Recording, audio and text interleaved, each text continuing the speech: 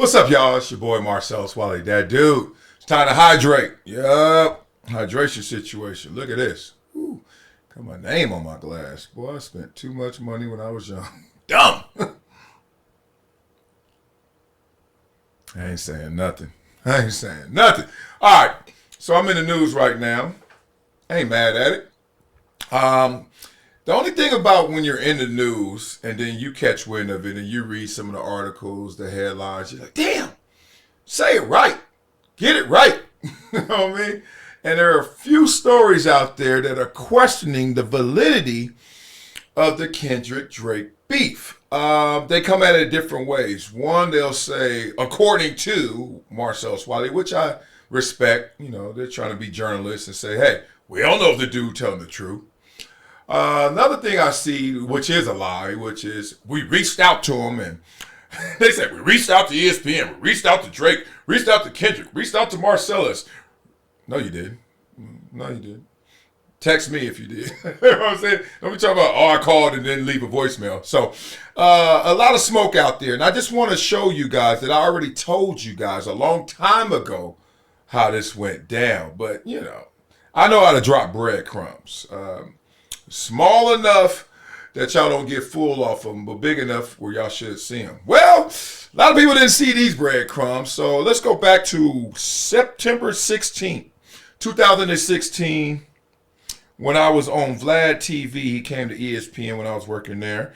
And he says in his description, in this podcast, former NFL defensive end, now ESPN broadcaster, shares his appreciation for rap music. While growing up in Compton, an awkward run-in he had with Suge Knight. Ooh, that story. I was scared. Having exclusive content regarding Drake and Kendrick Lamar's beef during the taping and why he had to scrap the entire interview. That was in 2016.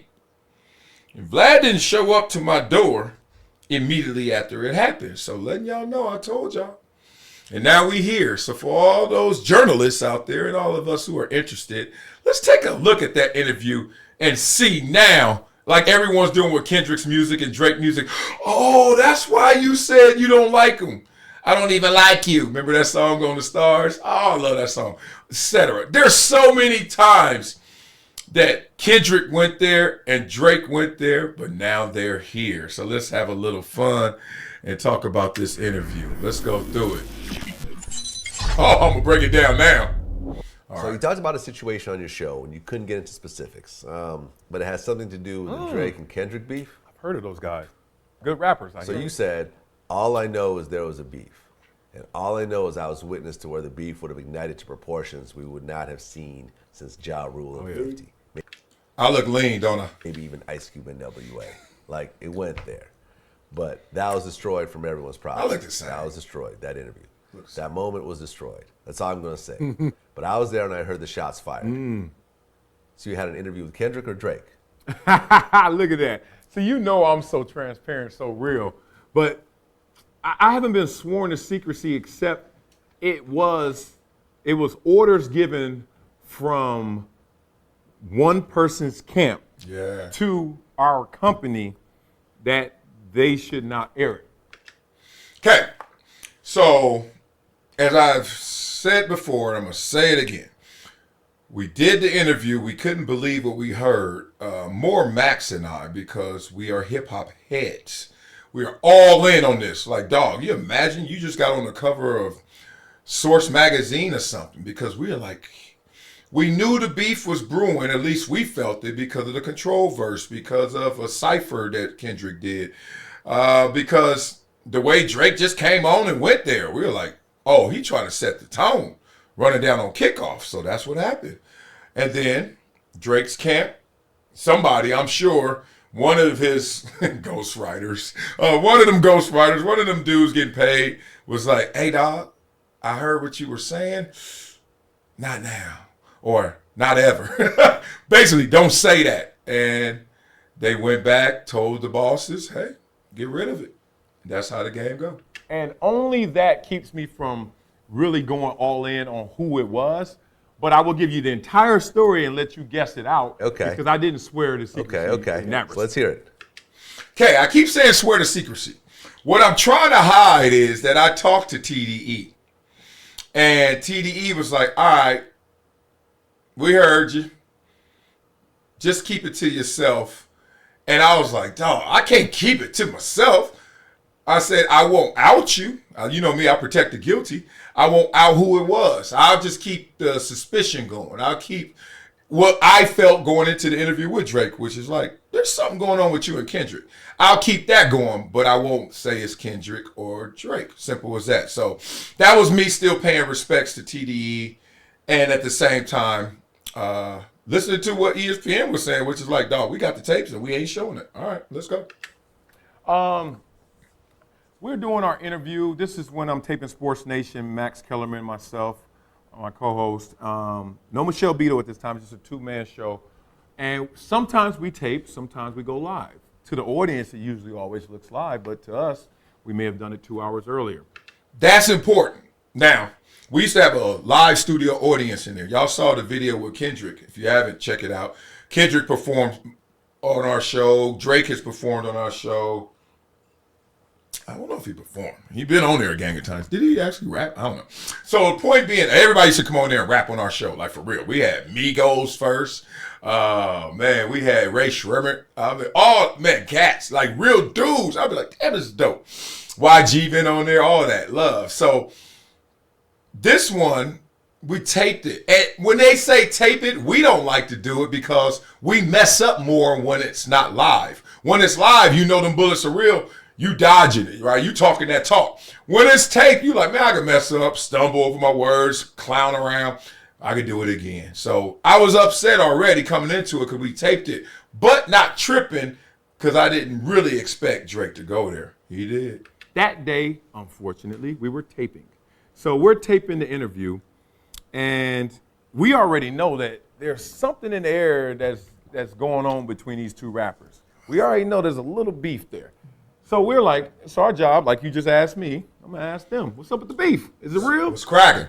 And all of a sudden, you don't really expect those hard fastballs to actually, the batter just says, okay, I'm about to take you. You're like, that's supposed to be a strike. And he tried to hit it. Yep. And he started talking noise. I was like, what? Like, I'm thinking I'm on Vlad. I'm thinking I'm Double XL, the source. I'm like, we got beef. Like, it's going down. Like, this is official. Yeah. And then, so we had a follow-up. Me and my boy, we got chemistry. So we were like, we're going to stay with this. Now, the follow-up is we got off script. I don't know where the cards are, where the notes are, but at first it's probably like, hey, Drake, how's Toronto? You're hosting the ESPYs this year. Do you feel excited? Okay. What else? What's your favorite sports team? Oh, man. What's your favorite sports memory? Then we go like, there's a little beef brewing. We don't know. Can you explain? And then he's probably going to be like, nah, it ain't no beef. Respect to Kendrick, TDE, shout out, love, baby. The dot, respect. All right. And then we'd be like, that was weak. Okay, so you love basketball. We had to move on. But he went there on the first question, the first fastball we threw. So we just kept throwing him. Hit him with the double up, and he doubled down. So we were like, oh my God. So now it's like noon. And all we have to do is wait an hour for our show hits live, and then the world sees it, and then y'all run with it where you want to. Oh! I love rap beef. As long as it stays peaceful, I love rap beef. Nothing better. Go get it. And then all of a sudden, we're walking off set, waiting our time just for the show there or whatever. Ring, ring. And then our bosses come up to us, and they're like, we have to extinguish that interview. We have to discard it. I was like, what? Why? They were like, well, their camp called, and their camp said that shouldn't be aired. And I was like, well, shouldn't have said it too. And I'm thinking in the mindset of, if this was live, would he have said it? And if he did, he couldn't take it back. But leave you right there. All right. When they first told us that we couldn't air the interview, I was like, what? So we pushed back. And that pushback was met with, dog, we can't run that interview. Just letting you guys know, because, and Max was more adamant about running it because that's just who Max is. I was like, man, look, part of me is like, if you step in it and then you got time to clean your shoes off before you meet her, before you go to the party, before you get in the club. Let the dude clean him up. He don't want this. Most of me was like, dog, this is whack. This is weak. That's that bullshit. Like, come on, Drake. Like, you said it, do it.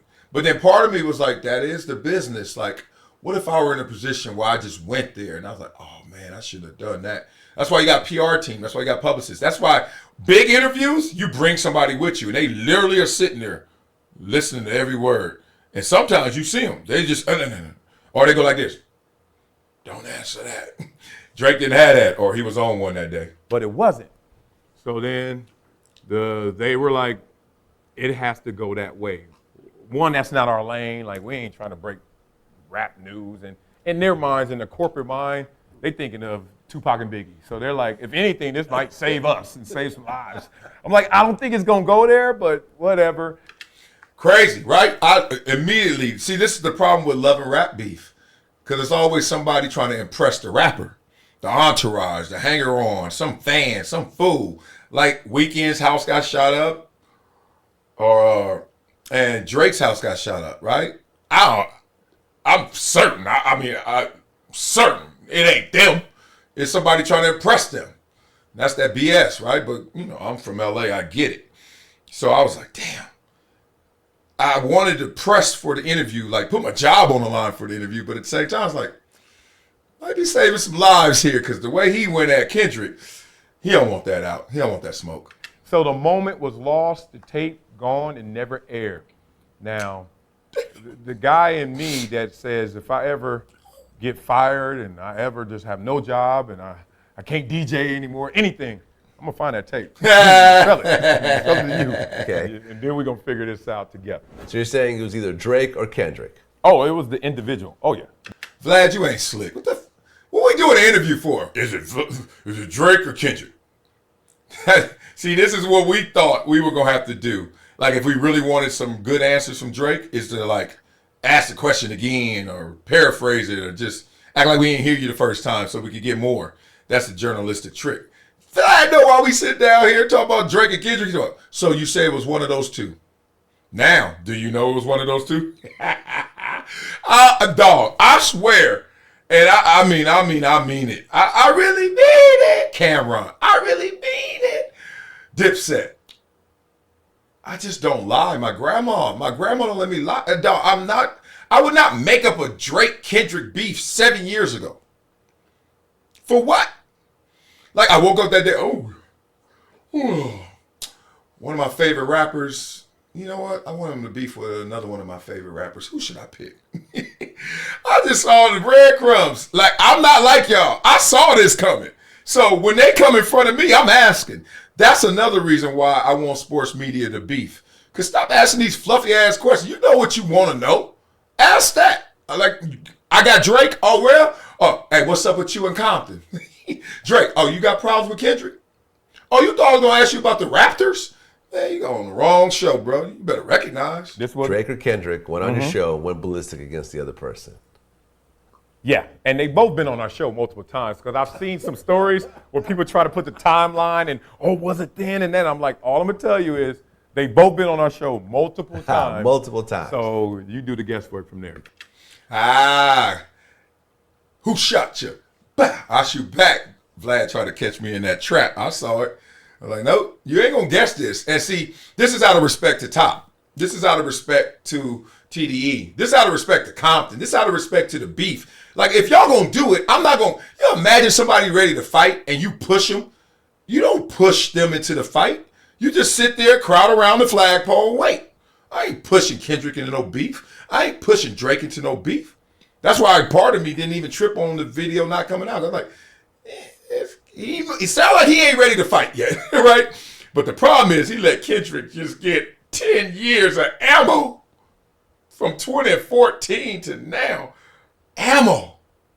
Oh, that's why when you dropped, he dropped.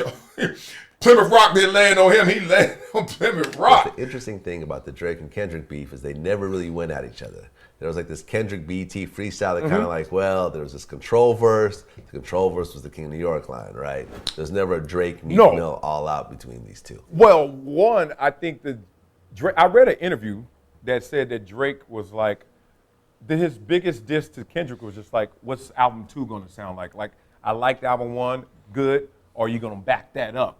And that's a diss. You imagine? Hey, and the rookie of the year for the NFL in 1997 is Marcellus Wiley. And then Bruce Smith or somebody sitting there like, yeah, what are you going to do next year? Huh? What? Huh? Where they do that at? And I don't think that's like a necessary focus diss, but it's certainly a little slight. Like, that's not the most congratulatory thing to say to somebody after a great first album. What you gonna do now? What you gonna do next? But, you know, and it seems like Kendrick has shown that if you're ever ready, I'm ready too. But I would say that he jumped on Meek Mill, but then when Joe Budden is at Drake, you ain't gonna jump on that for different reasons, but they're Probably different not. rappers Yeah, too. probably not. So, what I'm trying to do is make sure I'm very particular with my words because I don't want it to come out that I'm letting the world know who I'm talking about. So I'm like, look, Kendrick look like he wants to smoke, but maybe not. Now I'm thinking maybe he don't want it because I already told them I ain't gonna tell who did it. And then Drake seemed like he wants to smoke with Meek, but not with Joe Budden. This is years after this interview, obviously, when he was on Sports Nation. So I'm like, Drake is also discerning on when he wants to diss and when he wants to battle. So I'm like, it sounds like two cats that are calculated. And it ain't my calculator to push the button, so let them go get it. Not worth this time. Yeah, that's part of the reason I think people were saying, but I mean, I wasn't ready for what Drake came back with Meek Mill. He's too big. yeah, He's more like in the R&B lane. You know, Yeah. than like back-to-back drop. yeah, but see, he dropped 2. Now the only thing that to me, because I just saw Meek Mill, we was chopping it up over dinner. Only thing that saves me from Meek Mill is this: he went twice, you went once. Now Now all these other ones that came later, post-dated, forget that. I'm talking about in that moment, he went twice. Now why did he go twice? Meek Mill could have responded another time and maybe have saved some grace. Yeah, one of those things. We'll see what really happens over time. You know, Meek is really an artist I really fuck with also. Oh yeah, I like his music. love Meek Mill. Stop playing. You know, he's still doing his thing. And time is a mother sucker, ain't it? Meek Mill's in a different space and place right now, at least according to the net. Y'all coming at him a little different. We know what that is. And time between Drake and Kendrick. So when this came out, I don't even know what the comments say, but I just know what I heard. Yeah, right. Yeah, okay. Yeah, okay. They really got beef like that. Mm-hmm. Wiley, oh yeah, you got the tapes? No? Well, then shut it. Some people were saying that. Some people were like, they rock with me, they know me. They're like, he don't be making up nothing. So, and then obviously the people who were there, Max, all of our producers, all of our set crew, staff, they were like, so it is. It's funny. It's kind of like Spygate. Like, good damn, where the tapes at? Oh, protect the brand. Because look, Drake is still a superstar, so ESPN wants to be in bed with superstars. So they're going to let that thing be where it is. It is what it is. So I just wanted to give y'all a little more depth to let you know that back then y'all could have known this was coming, because I did. I knew it was coming, and I'm glad it's here. It seems like it's over, though. Kendrick won. And I feel like, I ain't gonna lie to y'all, part of me feel like I helped him win. Simply because of this. I kept it tucked. So imagine, like, because Kendrick went on the tour first with Game, and then he went on the tour with Drake. Now you go on a tour with Drake, and then from that point forward, you know this dude don't rock with you. But this dude don't necessarily know that you know he don't rock with you. But he trying to play it off, and you just sitting there taking notes. Relax and take notes. Go smoke, go smoke. Just taking notes. Drake, you slipping, man. That's what we do in CPT. We watch. Not all of us bang, especially the ones who didn't bang. We tougher than some of those who did. Because we had to fight everybody. Crips, Bloods. No gang was a gang. You had to fight you had to fight both sides. So, especially when you from it, man, you can see it. And shout out to both of those guys really for just being superstars, but especially Kendrick for keeping the respect in this, keeping the representation in this of where he's from, not just trying to impress, not just trying to get numbers, not just trying to be the biggest and baddest, but also trying to be the best and greatest. That's why I salute that dude, man. He kept it tucked, and when he came out, whoa! No, let me say it like he said, bop! Or he's like, wop, wop, wop, wop. All that. 10 years in the making. I'm glad to be a part of this. Mama, I made it. Mama, I made it. Love to y'all. Have a great one, y'all. Hydrate. Let's go.